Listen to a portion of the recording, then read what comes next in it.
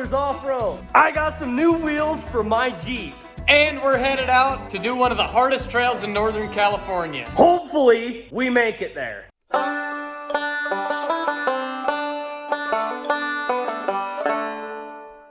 Ever since I started having problems with my trail readies, I put them up for sale.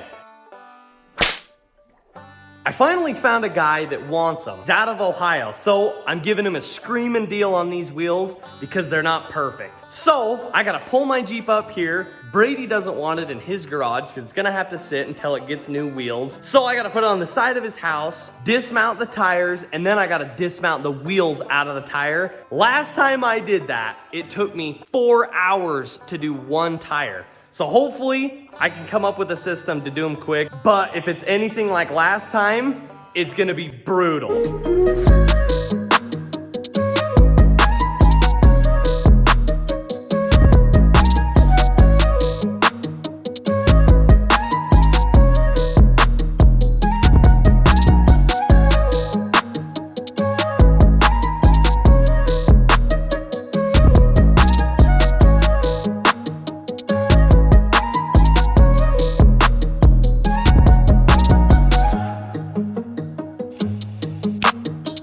I got all these tires off of my Jeep, and now I'm gonna show you guys how I'm gonna get the wheel out of the tire. I gotta get all the bolts out of the beadlock ring to pull it off.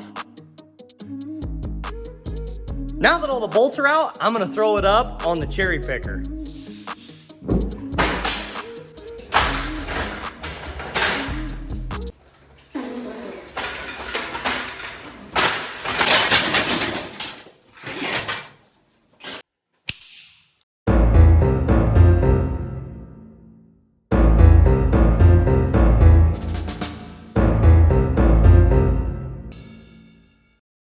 A couple of episodes ago, we went and did the Delta Classic Rock Crawl.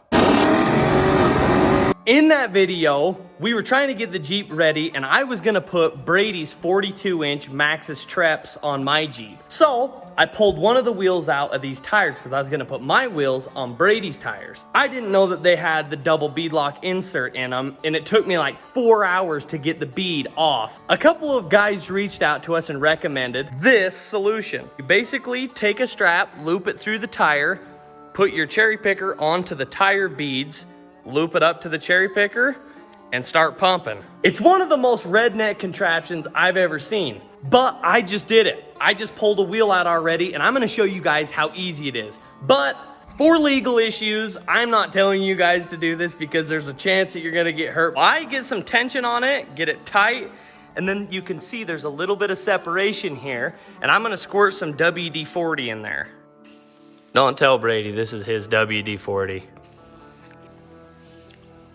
Then I take a pry bar like this and kind of throw it in there. And I just work my way around with this little pry bar to get a little bit of separation here. Give it a little bit more.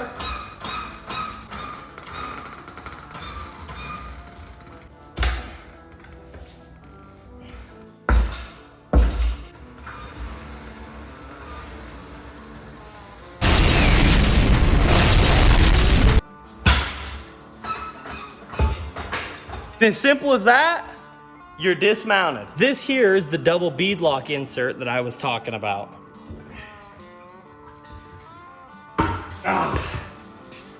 On these double beadlocks, the ring stays in the tire. So I have to do the same exact thing, but hook the strap right to the beadlock ring. I have a small strap that fits perfectly in these holes on both sides.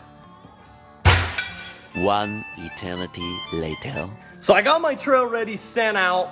There was nothing that was really worth filming there. They're gone, and my new ones just showed up.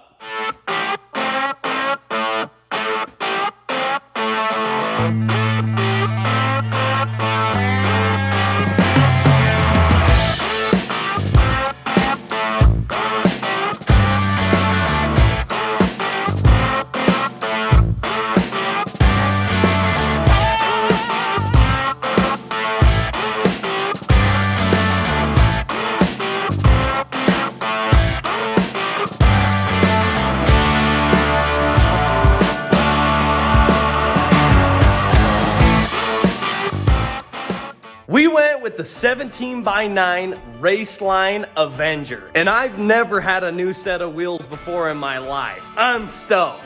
Raceline has been awesome to work with. When you call, they know what's going on, they know what they're talking about, they stand behind their products, and we've ran them for years and never had an issue with them. Back in the day, none of us could afford beadlocks. If you had beadlocks, you were like the high roller. We were even more broke back then than we are now. And Alex ended up getting a set of clapped out, oxidized Bead Raceline monster beadlocks, and he was the coolest dude around. And really, we've loved them since then. So that's why we decided to go with Raceline.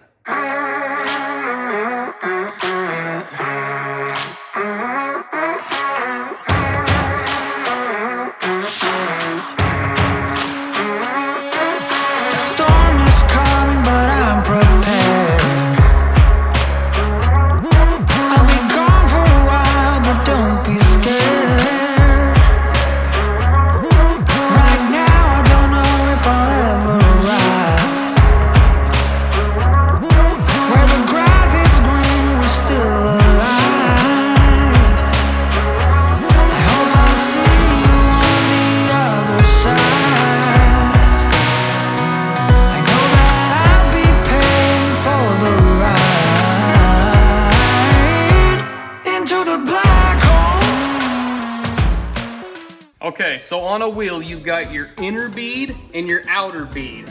Inner bead, outer bead in the tire.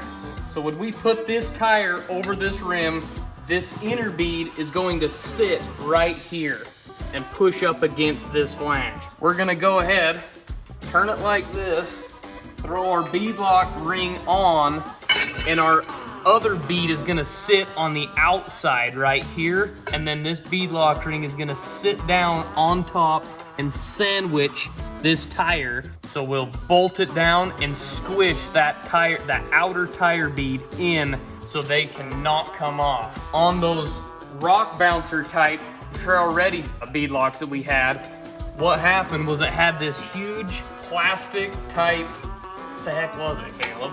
It's like plasticky, rubbery stuff. The old generation of the trail readies that we had this big tube thing that went around this. When the tire was on, it would push up against the tire so that bead could never come off and break, as well as this side.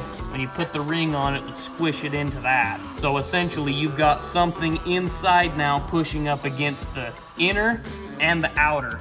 This is how the majority of beadlocks are made. This is a single bead lock. The bead locking is only on the outside on these wheels. We've never had problems with the inside inner bead breaking, but that could be in the future, possibly. We stick to single bead locks on our Jeeps. Later. Now it's dark. There's been a lot of crap that's gone on. I'll explain everything. I messed up and ordered the wrong backspacing on these wheels on accident. It was really, seriously an accident. I went through and tried to make sure that I was getting the right one. I got messed up on the backspacing and offset of my old wheels. I thought these ones were gonna be deeper, but they ended up being way too inset. So because the wheels are too inset, they hit my coilover when they're on. The bolt pattern on my old wheels was 8 on 6.5. So I was running an adapter on the rear, and I re-drilled the unit bearings on the front. The new wheels are 8 on 170.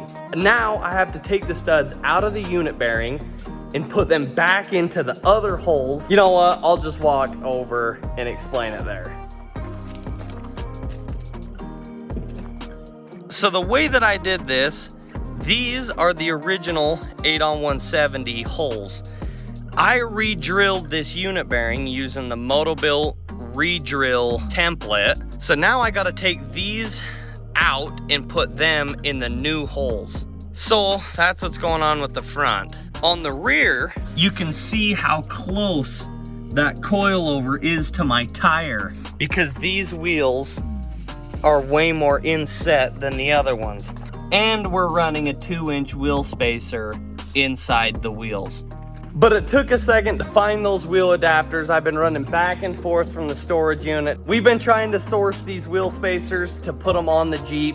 I'm probably gonna have to run them on the front and on the rear. And I may have to trade my dad wheels and tires because his Racelines are a little bit deeper. Right now it's like 11 o'clock and we're trying to leave tomorrow morning at like 7 or 8. So there's so much that's gotta still get done. We still have to mount the rest of the wheels. We need to get the unit bearings off, put the studs in the old 8-on-170 holes. We need to put the new wheels on, flex them up and see if it'll hit my coilover. So I'm gonna keep going on trying to get the studs back to 8-on-170.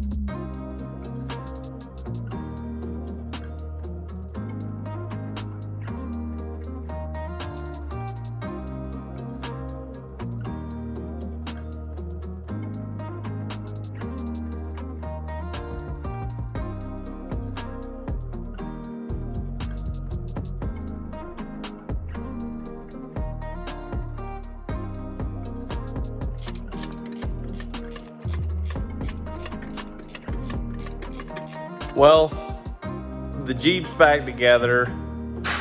It's got spacers on the front and on the rear, and I'm running the wheels that I bought, the Avengers. We flexed it up on the trailer and the rear tire touches the coilovers. So we're gonna try and find a 3-inch spacer, hopefully somewhere tomorrow. If not, we'll go from there and figure it out. I gotta head home and get to sleep. It's like 1:30, but I'll be back up here in the morning and show you guys what it looks like. Tomorrow.